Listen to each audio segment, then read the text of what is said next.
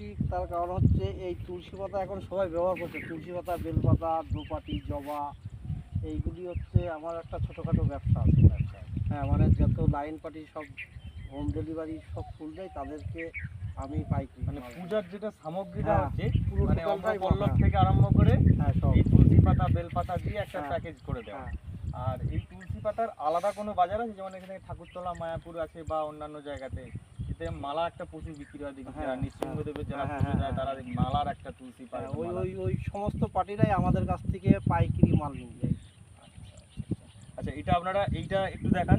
এইটা যেটা হয়েছে দেখুন, এটা হারভেস্টিং হয়ে গেছে। হুম। এটা ধারালো অস্ত্র দিয়ে কেটে নিয়েছে। কেটে নিয়েছি। আর ওইখানে দেখবেন এটা এখনো কাটা বাকি আছে। এটা হয়তো হ্যাঁ। কাল পরশু পরেই হয়তো কাটা হবে বা কাটা কালকে হবে, হয়তো কাটা হ্যাঁ। হবে। এখানে আপনি যদি বলেন এটা কত কাঠা জমি মোটামুটি আপনার? এটা এখানে হচ্ছে টোটাল 1 বিঘা মতন আছে। 1 বিঘা জমি আছে। হ্যাঁ, ওই ওই পাশে আছে ছোট চারা গাছ আছে 10 কাঠা, আবার সামনে আছে এখানে 10 কাঠা। 1 বিঘা মোট জমি 2 আছে। বিঘা মতন এই তুলসীর চাষ 2 বিঘা তুলসির চাষ করেছেন।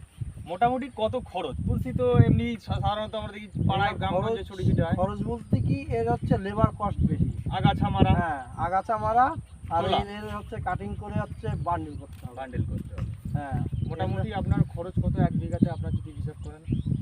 বিঘাতে প্রায় 40-50 হাজার টাকা মতন খরচ খরচ। হচ্ছে। এটা কত দিনের ফসল এটা? এটা 8 মাস 9 মাসের 8 ফসল। মাস 9 মাস।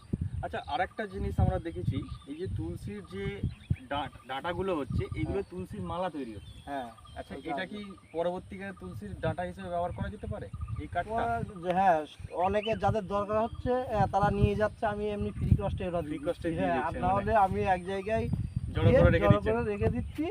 হ্যাঁ, এইবার আমাদের প্রতিবেশী ভাইরা আছে, ওরা জ্বালানি হিসাবে ব্যবহার করছে, জ্বালানি হিসেবে কিন্তু আমরা ব্যবহার করতে পারছি না। আমরা হিন্দু হিসাবে বুঝতে আমরা পারছি, ওটাকে- জ্বালানিটা হ্যাঁ। একটা ভেতরের একটা হ্যাঁ, ইয়ে থাকে তো। যাই হোক, আপনি হ্যাঁ। নিজেও তুলসীর মালা পরে আছেন।